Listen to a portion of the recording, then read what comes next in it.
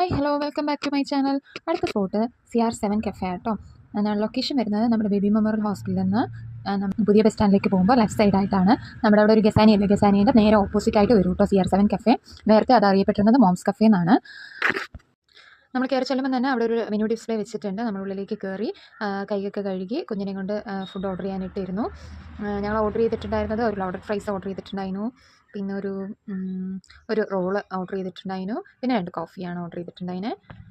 അങ്ങനെ ഞങ്ങൾ കഴിക്കാനായിട്ട് സ്റ്റാർട്ട് ചെയ്തിട്ട് അന്ന് കോഫി കുടിച്ച് തുടങ്ങിയപ്പോഴത്തേക്കും അവന് വേണം. അങ്ങനെ ചൂടാന്ന് പറഞ്ഞാൽ കേൾക്കില്ലല്ലോ, അങ്ങനെ ഞാൻ കൊണ്ട് അടുപ്പിച്ച് കൊടുത്തപ്പോൾ ചൂടാന്ന് മനസ്സിലായി. അപ്പോൾ പിന്നെ വേണ്ട ആൾക്ക്. ലോഡഡ് ഫ്രൈസ് അത്യാവശ്യം കുഴപ്പമില്ല, കൊള്ളാം, നമ്മുടെ ക്രേവിങ്സിന് നല്ലതായിരുന്നു കേട്ടോ. ഞങ്ങൾ നോർമൽ ലോഡഡ് ഫ്രൈസാണ് പറഞ്ഞിട്ടുണ്ടായിരുന്നത്. നമുക്കിങ്ങനെ വെളിയിലത്തെ ജങ്ക് ഫുഡ് കഴിക്കണമെന്നൊരു തോന്നലുണ്ടാവില്ല ഇടയ്ക്ക്.